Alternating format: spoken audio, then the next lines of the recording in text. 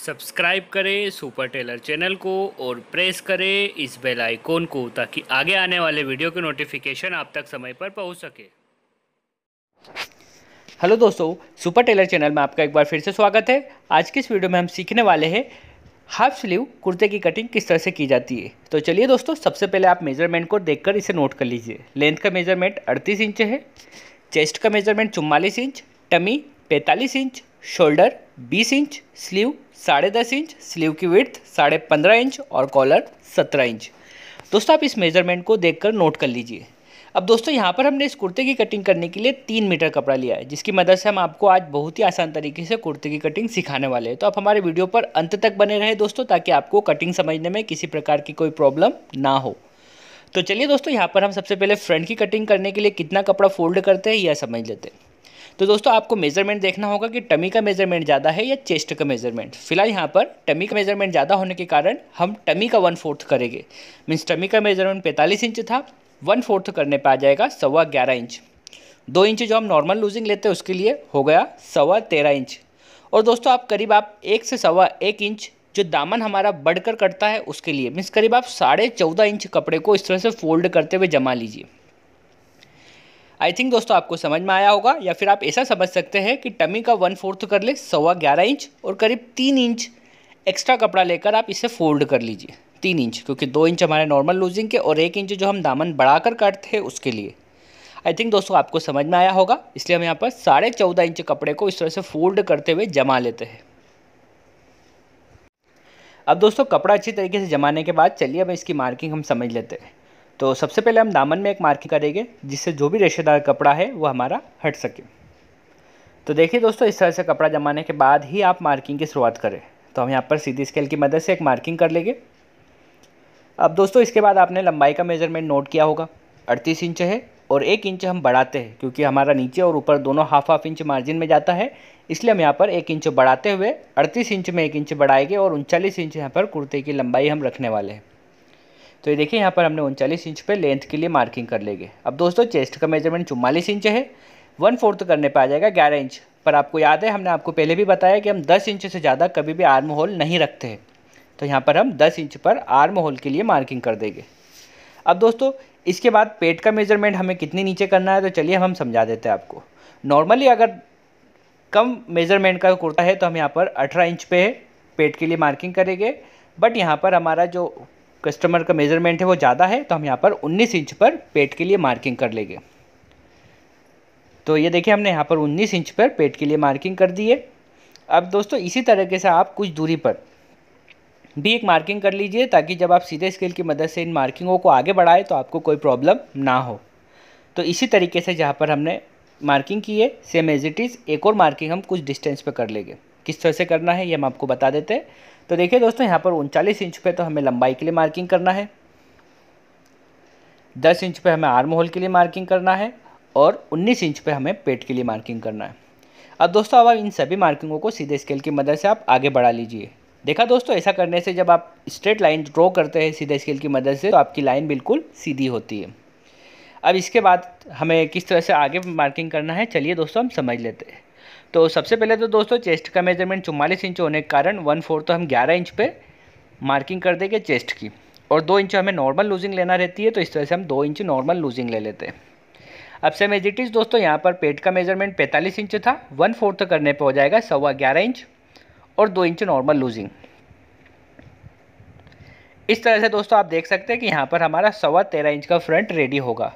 तो इसी तरीके से हम नीचे भी 13.25 इंच पर मेज़र कर लेते हैं। ये देखिए 13.25 इंच पे आप नीचे दामन में भी मार्किंग कर लीजिए।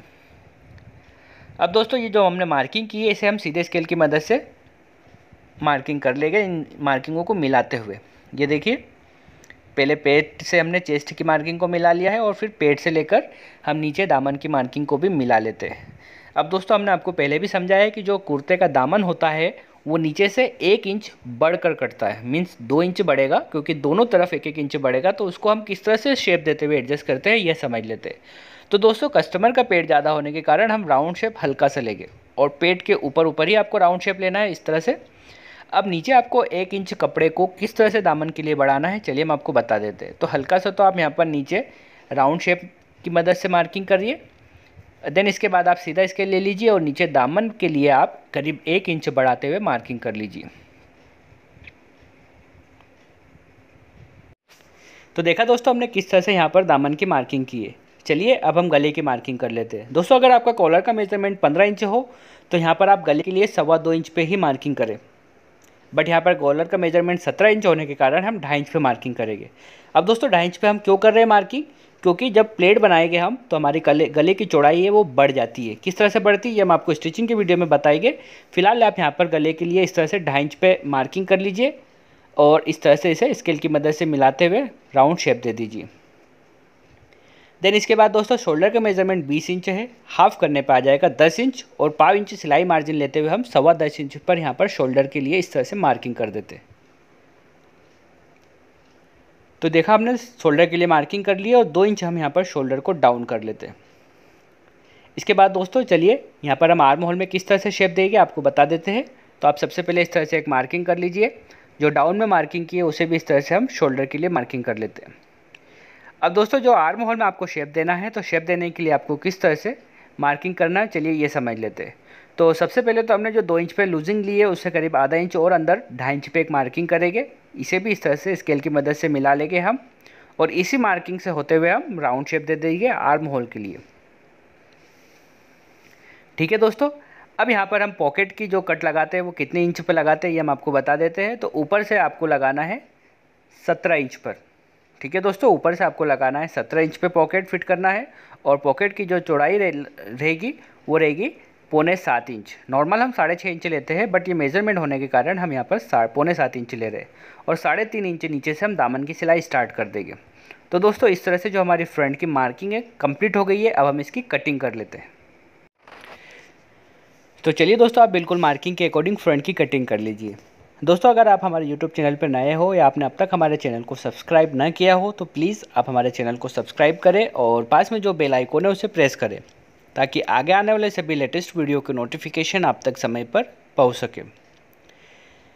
इसके बाद दोस्तों हम समझने वाले हैं कि बैक की कटिंग किस तरह से की जाएगी। और काफ़ी सारे व्यूवर्स हमें कमेंट करते हैं कि सर शोल्डर और फ्रंट को लेकर हमें कुछ डाउट्स है।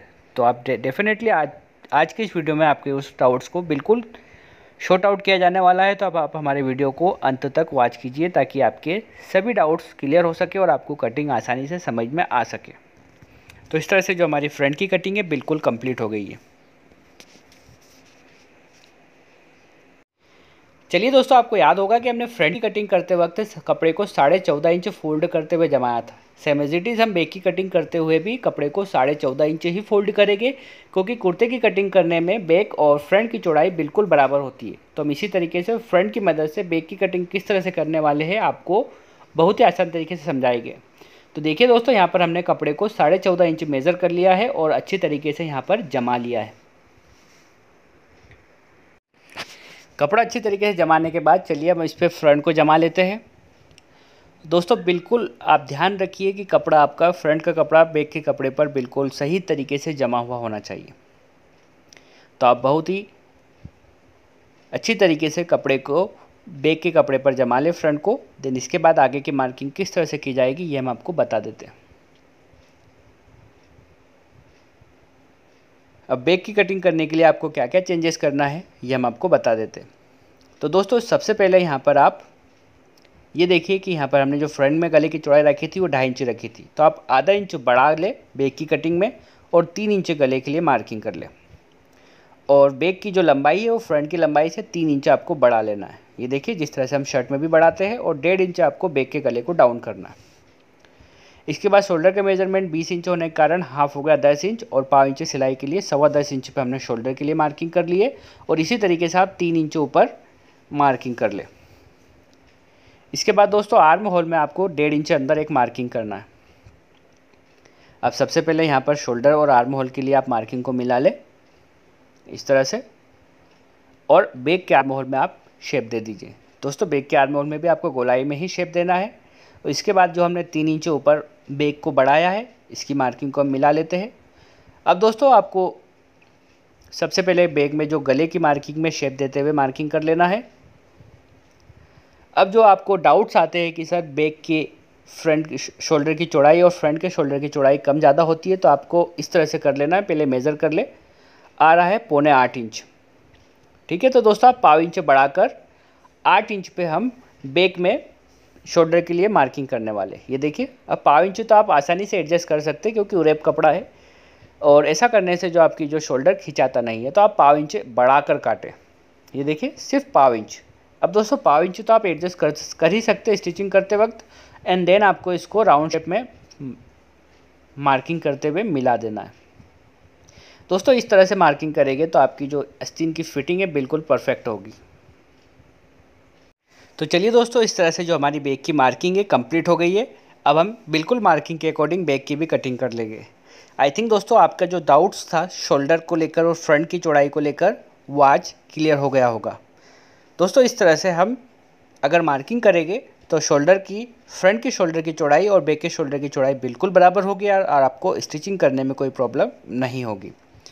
तो दोस्तों इसी तरीके से आप बैक की कटिंग भी कर लीजिए। देन इसके बाद हम आपको समझाने वाले हैं कि आस्तीन की कटिंग किस तरह से की जाएगी। तो आप हमारे वीडियो पर अंत तक बने रहे ताकि आपको कटिंग समझने में किसी भी प्रकार की कोई प्रॉब्लम ना हो। देन इसके बाद आप यहाँ पर कट लगा लीजिए पॉकेट फिट करने के लिए।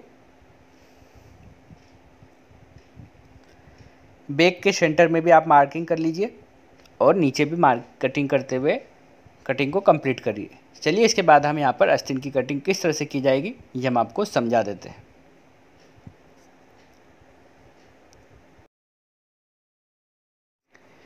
चलिए दोस्तों, जहाँ से हमने बैक की कटिंग करी है उसके ऊपर से ही हम आस्तीन की कटिंग करने वाले हैं। तो आप कपड़े को सीधी मार्किंग करके कटिंग कर लीजिए ताकि आप जब आस्तीन की मार्किंग करें तो आपको किसी प्रकार की कोई प्रॉब्लम ना आए।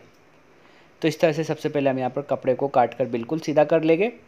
देन इसके बाद हम समझने वाले हैं कि हमें आस्तीन के लिए कपड़े को कितना फोल्ड करना है और फिर आस्तीन की मार्किंग किस तरह से की जाएगी और फिर उसकी कटिंग किस तरह से की जाएगी। तो दोस्तों जो आस्तीन का मेज़रमेंट था लंबाई का वो था 10.5 इंच। आधा इंच हमारा सिलाई में जाएगा, हो गया 11 इंच। और नीचे से हम करीब 2.25 इंच फोल्ड करने के लिए रखेंगे। तो आप यहाँ पर 13.25 इंच कपड़े को मेज़र कर ले। देन हम इसके बाद समझने वाले हैं कि मार्किंग किस तरह से हम करने वाले हैं। तो ये ज़्यादा हो गया है तो आप यहाँ पर 13.25 इंच मेज़र करने के बाद एक्स्ट्रा ऊपर के कपड़े को काट कर अलग कर ले। ये देखिए 13.25 इंच। इस तरह से आप कपड़े को अच्छी तरीके से बिल्कुल बराबर तरीके से जमा ले। देन एक्स्ट्रा कपड़े को ऊपर से काट कर अलग कर ले। ये देखिए, क्योंकि दोस्तों हमें आस्तीन की कटिंग करने के लिए कपड़े को फोल्ड करना होगा तो आप ऊपर से कपड़े को काट ले इस तरह से। अब चलिए दोस्तों, आप आस्तीन की कटिंग करने के लिए आप इसे फोल्ड करिए, बिल्कुल बराबर फोल्ड करते हैं। जिस तरह से हम शर्ट में आस्तीन की कटिंग करने के लिए कपड़े को उरे फोल्ड करते हैं ऐसा हम हाफ आस्तीन में नहीं करते। आपको कपड़े को बिल्कुल बराबर फोल्ड करना है और इसके बाद हम इसकी मार्किंग करेंगे। तो चलिए दोस्तों, आर्म होल की मार्किंग आपने देखी होगी, हमने 10 इंच पे करी थी। तो आप यहाँ पर 10.25 इंच, ये भी आपको याद रखना है कि जब भी आप लार्ज साइज शर्ट की कटिंग करें तो आस्तीन की कटिंग करने में आर्म होल से करीब 0.25 इंच ज़्यादा। ऐसा करने से दोस्तों आपकी आस्तीन की जो स्टिचिंग है बहुत आसान तरीके से हो जाती है। और इसे 3 इंच डाउन कर लें। और यहाँ पर अब 10.5 इंच हमारा लंबाई का मेज़रमेंट हो गया और नीचे जो भी कपड़ा है वो फोल्ड मार्जिन के लिए हो गया हमारा। तो इसी तरीके से आप यहाँ पर मेज़र कर ले और इतनी ही डिस्टेंस पे दूसरी मार्किंग भी कर ले। दोस्तों यही याद रखने वाली बात है कि हम शर्ट में आपको बताते हैं मीडियम साइज मेज़रमेंट में कि आप आर्म होल के बराबर ही आस्तीन के कपड़े को फोल्ड करिए। पर जब भी अगर लार्ज साइज़ हो गया है तो आपको 0.25 इंच बढ़ा लेना है। और जो हमें आस्तीन की नीचे से लूजिंग रखना है वो रखना है 15.5 इंच। तो यहाँ से आप मेज़र कर ले और 15.5 इंच का हाफ होता है 7.25 इंच। तो 7.25 इंच पे हम यहाँ पर मेज़र कर लेते हैं। और अब दोस्तों ये जो हम मार्किंग कर रहे हैं ये इसी मार्किंग के अकॉर्डिंग हम स्टिचिंग करेंगे। तो ये स्टिचिंग के लिए मार्किंग है और हल्की सी मार्जिन लेते हुए हम कटिंग करते हैं। तो आप हल्का सा मार्जिन ले लीजिए करीब 1 इंच का, एंड देन इस मार्किंग से हम कटिंग करने वाले। तो इस तरह से दोस्तों आपने देखा है कि आस्तीन की हमारी जो मार्किंग है कंप्लीट हो गई है। अब हम इसी मार्किंग के अकॉर्डिंग आस्तीन की कटिंग कर लेते हैं। देन इसके बाद दोस्तों हम समझने वाले हैं कि हमें फ्रंट के लिए किस तरह से शेप देना है। बिल्कुल आपको शर्ट की तरह ही शेप देना है जिस तरह से हम शर्ट में फ्रंट एरिया के लिए शेप देते हैं। तो आप सबसे पहले यहाँ पर आस्तीन की कटिंग कर लीजिए। इसके बाद हम समझने वाले हैं कि हमें फ्रंट पार्ट के लिए किस तरह से एक्स्ट्रा शेप देना है। तो पहले सेंटर की मार्किंग कर ले, आप दोनों आस्तीनों को काट कर अलग कर ले।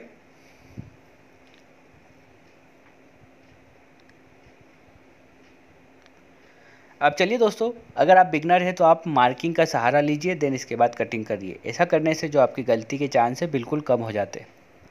तो देखिए, अब बिल्कुल आप जिस तरह से आपको शेप देना है इस तरह से आप पहले मार्किंग कर ले और इसी मार्किंग के अकॉर्डिंग आप शेप दे दीजिए। दोस्तों, ये जो एरिया है मार्किंग एरिया, ये हम फ्रंट में ही फिट करना है हमें। ये आपको स्टिचिंग करते वक्त हम आपको और भी बताएंगे, जब आपकी जो प्रॉब्लम है स्टिचिंग से रिलेटेड वो बिल्कुल ख़त्म हो जाएगी। तो देखा दोस्तों आपने किस तरह से फ्रंट के लिए एक्स्ट्रा शेप दिया है। तो इस तरह से जो हमारी फ्रंट की कटिंग, शॉप ब्रेक की कटिंग और आस्तीन की कटिंग कंप्लीट हो गई है। चलिए हम साइड पॉकेट की कटिंग किस तरह से करना है ये भी आपको बता देते हैं। तो चलिए दोस्तों, हमें साइड पॉकेट कितने चौड़े और कितने लंबे रखना है ये हम आपको बता देते हैं। तो जो हमें साइड पॉकेट की चौड़ाई रखना है वो नॉर्मली हम 7 इंच रखते हैं। तो इस तरह से हम यहाँ पर 7 इंच पॉकेट की चौड़ाई रखेंगे और सबसे पहले यहाँ पर हम लंबाई के लिए मार्किंग करेंगे। तो जो पॉकेट की हमें लंबाई रखना है वो रखना है 22 इंच। तो आप 22 इंच यहाँ पर मेज़र कर ले और लंबाई के लिए मार्किंग कर दे। इसके बाद दोस्तों जो आपको साइड की कोर दिख रही है उसे आप काट कर अलग कर ले।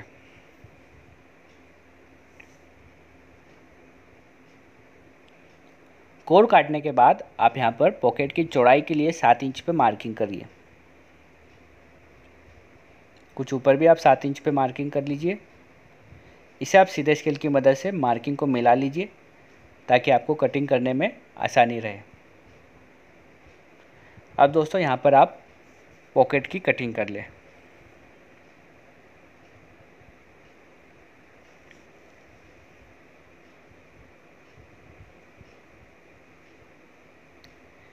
इसके बाद आप दोनों पॉकेट को अलग कर लीजिए काट के। अब जो हमें पॉकेट की गहराई रखना है वो 7.5 इंच रखना है और एक्स्ट्रा कपड़ा हमारा ऊपर फिट हो जाएगा। तो देखिए यहाँ पर 7.5 इंच आप मेज़र कर ले। यहाँ पर आप कट लगा लीजिए और ऊपर से जो हमें पॉकेट का शेप देना है वो गोलाई में देना है। तो किस तरह से आप शेप देंगे ये समझा देते हैं हम आपको। शेप देने के बाद दोस्तों कॉलर की कटिंग किस तरह से की जाएगी हम आपको ये भी बताने वाले हैं, तो आप हमारे वीडियो पर बने रहे। ये देखिए इस तरह से हमारी पॉकेट की कटिंग कंप्लीट हो गई है। चलिए दोस्तों, जो कॉलर का मेज़रमेंट था वो 17 इंच था।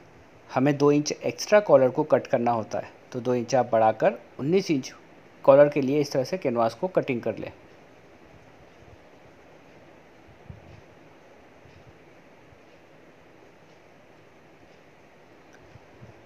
इसके बाद आप कैनवास को डबल फोल्ड करते हुए जमा लीजिए। अब दोस्तों कॉलर कटिंग करने के लिए आपको राउंड शेप स्केल का ही यूज़ करना है। तो चलिए हम राउंड शेप स्केल की मदद से कॉलर के लिए किस तरह से शेप देते हैं ये हम समझ लेते हैं। तो इस तरह से आप राउंड शेप देना है आपको। हल्का सा ही राउंड लेना है, ज़्यादा राउंड नहीं लेना है आपको।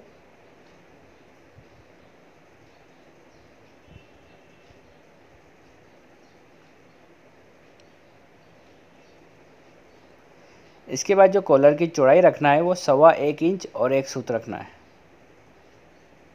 ये देखिए 1.25 इंच और 1 सूत। ऊपर भी हम इतनी ही चौड़ाई रखेंगे।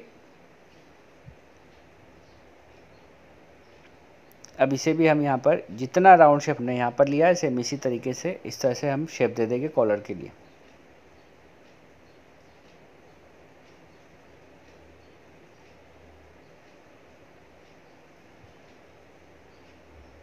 तो देखिए दोस्तों इस तरह से हमारी कॉलर की मार्किंग हो गई है। अब हम इसकी कटिंग कर लेते हैं। अगले पार्ट में हम आपको कुर्ते की स्टिचिंग का वीडियो बनाने वाले हैं।